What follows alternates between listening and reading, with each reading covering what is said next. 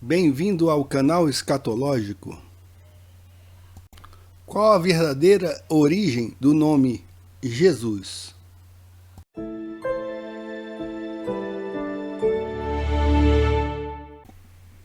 Os adeptos do nome Yehoshua e suas variantes declaram que o nome Yehoshua é de origem divina e significa Deus Salvador. Yeho igual Senhor, mas Shua salvação. Falam que o nome Jesus é de origem pagã e significa Deus cavalo. Ie igual a Deus, mais Sus igual a cavalo. Vão mais além na sua obstinação contra o nome Jesus, comparando-o com Esos, deus mitológico dos celtas, que aparece segurando serpentes com cabeça de carneiro, concluindo precipitadamente que os cristãos adoram a serpente, ao invés do Cordeiro de Deus. Admitem ainda que o Senhor Jesus seja o portador do misterioso número 666. Mas além desse imbróglio, vamos aqui tratar neste vídeo da verdadeira origem do nome Jesus. Porque alguns adeptos de seitas afirmam que o nome próprio não se traduz, mas sim translitera-se. Devemos lembrar que tradução é simplesmente a transposição de uma composição literária de uma língua para outra. Já a transliteração é a versão das letras de um texto em certa língua para as letras correspondentes de outra língua. Isto é, fazer corresponder letras que tenham o mesmo som. Este procedimento é interessante e correto, e por vezes é utilizado nas traduções da Bíblia. Mas mesmo este argumento pode ser questionado. Por exemplo, não deveríamos chamar Deus de Deus, e sim de YHVH, que são as correspondentes em português do tetragrama, Yud Rei Vav Rei. Como é que se pronuncia isso? Que é uma transliteração do tetragrama hebraico. A substituição por Adonai, porém, fez com que a pronúncia de Yud Rei Vav Rei, ou YHVH, se perdesse no tempo. E o que conhecemos hoje por Jeová é também uma tentativa de traduzir este vocábulo, mas não significa que está correto também. Neste ponto, muitos estão se perguntando qual seria a tradução correta do nome Yehoshua ou Yeshua para a língua portuguesa. Na realidade, nomes próprios geralmente não se traduzem, mas se translitera conforme a índole de cada língua. Os nomes Eva, David e outros que levam a letra Vav, V em hebraico, aparecem como E-U-A-D-A-U-I-D nos textos gregos, correto? No grego moderno, a letra B, beta, que é o B na antiguidade, hoje é V. Hoje se escreve David para David e Eba para Eva. Estão compreendendo? Não se traduz, por exemplo, Bill Gates do inglês para Guilherme Portões em português. Também não se traduz Michael Jackson para Miguel, filho de Jacó. Também é errado simplesmente escrever um nome em português da forma como ouvimos em inglês, por exemplo. Michael de Jackson. Seria a transliteração aí do nome. Por exemplo, isso seria uma esquisitice sem tamanho. O nome deve ser mantido na forma como se escreve no original, e na medida do possível, deve ser mantida a pronúncia da língua original. Mas para ingressar no tema do vídeo propriamente dito, se faz necessário explicar o que são os casos no grego. Vamos ver aqui. Vejamos as 4 frases abaixo. quero que vocês as observem prestando bastante atenção na palavra homem. O homem corre. Eu vejo o homem. O carro do homem. Venha cá, homem. Se você reparou na palavra homem, percebeu que ela ocupa posições diferentes nas frases. Assim sendo, essa palavra executa a ação na frase.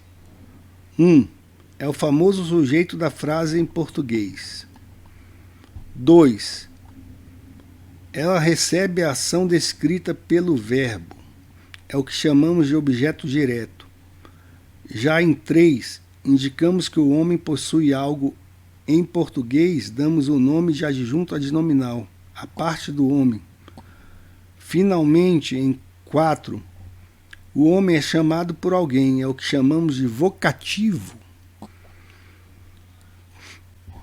Mesmo ocupando posições diferentes nas frases, vejam só, né?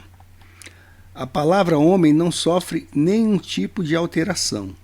Então continua a mesma palavra em português, certo? Agora, vamos passar essas 4 frases para o grego moderno. Eu quero que você repare na palavra anthropos, que nesse contexto significa homem, mas que serve para se referir à humanidade, ser humano e pessoa. Ho anthropos treiki significa o homem corre. Aqui é a transliteração, tá? Vejam só, a transliteração. Blepo ton anthropo. Aqui é eu vejo o homem. Blepo ton anthropo. Aqui, to autokineto tu anthropo. Vejam só que a palavra homem está se modificando. Ela é do anthrope.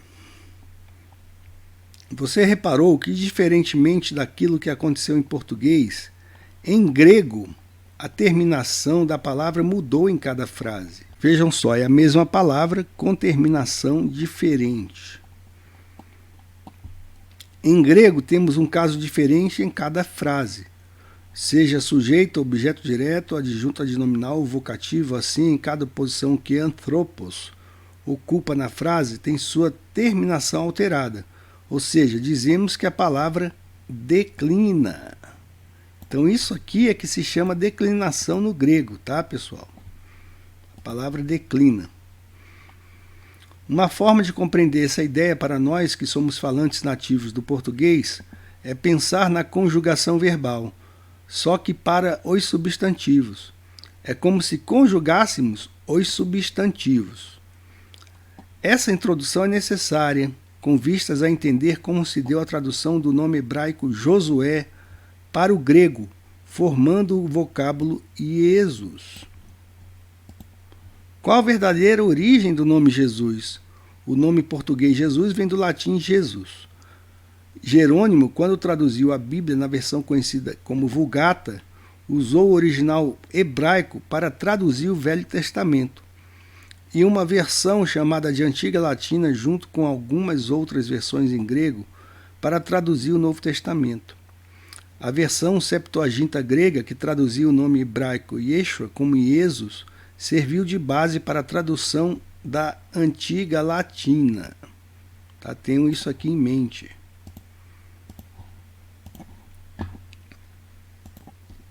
Então aqui na Bíblia Sagrada está escrito assim, Josué, tá? Josué, capítulo 1, versículo 10. Versículo 10. Vejam aí. Traduzido aí como Josué. Falou Josué, né? Então Josué deu ordem aos príncipes do povo. Então Josué, certo? Deu ordem aos príncipes do povo, dizendo. Vou ler este texto aqui na Septuaginta, tá? Aqui é a Septuaginta, vejam só. A Septuaginta. Então vamos ler aqui como eles traduziram o nome Josué para o grego, tá? Josué capítulo 1, versículo 10. Está escrito: Kai eneteilato Jesus. Vejam só a palavra traduzida. Josué. Está aqui. Jesus. Quer dizer que isso aqui é Deus cavalo, é isso mesmo? Como é que eles pegam algo que é escrito em grego, certo? E misturam com hebraico para dar uma definição? Totalmente furado, né? E vocês podem ver que não é SUS, né? Jesus. Né? Jesus, tá? Traduzido por judeus, tá? Tá aqui. Ok. Então comprovamos aqui, mostrando a versão da Septuaginta, tá? Em loco, a verdadeira versão está aqui, que essa afirmação aqui está correta. A versão Septuaginta, que traduzia o nome hebraico Yeshua como Jesus, serviu de base para a tradução da antiga latina. A forma latina Jesus, que aparece na Vulgata Latina de Jerônimo, não foi inventada ou criada por Jerônimo, como afirmam erroneamente os adeptos do nome Yehoshua, mas é simplesmente uma transliteração natural do grego para a escrita latina. Ou seja, do grego para o latim, fica assim, ó. Jesus, para o latim, Jesus. O ditongo grego, esse aqui, ou soa como U. Por isso, Jesus foi abreviado para Jesus. Certo? A explicação aqui bem simples, não tem confusão nisso. Do latim para o português, então, se tornou a palavra Jesus. Como se formou o nome Jesus? O S final no nome Jesus, tá? O S final em Jesus se explica pela necessidade de tornar esse nome declinável. Lembra que falamos aí a respeito de declinação? Se você não entendeu, é só voltar o vídeo, tá? Como vimos, os judeus substituíram o A final por um sigma, ou S grego, do caso nominativo. Nos outros casos, a palavra se declina assim: Jesu, genitivo, Jesoi, dativo, Jesum, acusativo, Jesu, vocativo. Então vocês podem ver que no grego, de acordo com o caso, a terminação da palavra ou do nome vai modificando, certo? E eles colocaram justamente o S final em Jesus para tornar esse nome declinável e adaptável à língua grega. Com isso, mataram-se 2 coelhos com uma só cajadada. O nome se tornou declinável. E o A final, que não tem equivalente em grego, foi substituído por um sigma. Fato semelhante se deu com Judas, que reflete a forma grega Judas, que em hebraico é Yehudá. Judá. Outros nomes hebraicos que terminam com a gutural re têm em grego, em latim e em português no final o som S. Isaías, Jeremias, Josias, Sofonias, etc. Outro exemplo é o vocábulo Machia, que termina com a gutural sonora het, a qual em grego, em latim e em português deu também lugar ao som S em Messias. O S médio em Jesus. No vocábulo hebraico Yeshua, o grupo SH representa as consoantes Shin, né? Por não haver em grego som correspondente a essa consoante fricativa palatal que soa como X, por exemplo, a palavra Eisho, os judeus a substituíram por sigma, também fricativa, mas lingodental, que em grego, mesmo entre vogais, soa como dois S's. A evolução do termo de uma língua para outra é a seguinte: Yeshua, no hebraico, Jesus, no grego, Jesus, ou no latim, né, ficou Jesus, no latim, e Jesus no português.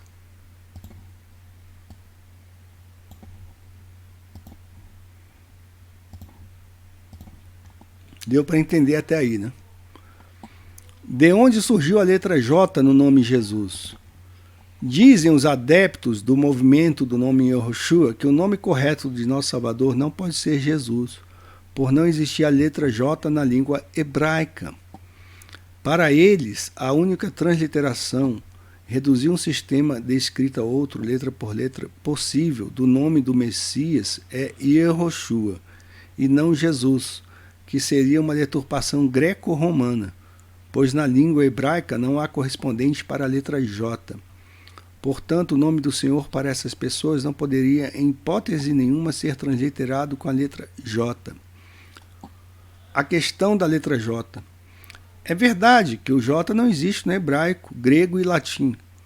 Como então aparece essa letra em nomes bíblicos, em quase todas as línguas com as quais estamos familiarizados? Porque todas as Bíblias trazem Jeremias, Jacó, Jerusalém, Judá, sendo que não existia o J em hebraico? O que aconteceu foi o seguinte. Então agora aqui a resposta, tá, do tema do vídeo. Os judeus da dispersão, empenhados em traduzir as escrituras hebraicas para o grego, a Septuaginta que mostramos aqui, não encontraram nessa língua uma consoante que correspondesse ao Yud do hebraico. E a solução foi recorrer à vogal grega iota, que corresponde ao nosso I. Então escreveram Jeremias, começando com I e assim por diante, inclusive Jesus. No hebraico, a letra Yud ou Y, Yud, representa tanto o som vogal I como a consoante Y. O mesmo acontecia com o latim, com as letras I e U. O emprego das letras J e V para representar I e U consonânticos ocorreu na época do Renascimento. Tá? Na época do Renascimento. Essa informação é importante. Foi difundido por Pierre de la Rame, também conhecido como Petrus Ramos. Em latim o nome dele, Petrus Ramos. Foi filósofo francês, reformador da lógica aristotélica. Aderiu à reforma protestante em 1561. Morto no massacre que se seguiu à noite de São Bartolomeu. Escreveu instituições dialéticas e contra Aristóteles, que são obras dele, né? A expressão letra ramista ficou sendo uma designação comum dada às consoantes J e V, em homenagem a ele, que primeiro as distinguiu das vogais I e U em textos franceses. Por isso lemos Jerusalém e não Jerusalém, Jeremias e não Jeremiahu, Jonas e não Iona, Joaquim e não Joaim, e assim por diante. Há tempos, especialistas em hebraico são unânimes em transliterar palavras que começam com a letra hebraica Yud ou Yod, a letra inicial de Yehoshua, ora com I ou Y. No caso de substantivos comuns, ora com J, no caso de nomes próprios. Uma rápida consulta a qualquer léxico analítico ou gramática de hebraico bíblico confirma esta afirmação. Então podemos ver que toda essa celeuma em torno do nome de Jesus, que os adeptos do nome Yehoshua inventaram, não passa realmente de confusão de pessoas que não conhecem realmente a estrutura de uma tradução. Ok? Fica a dica.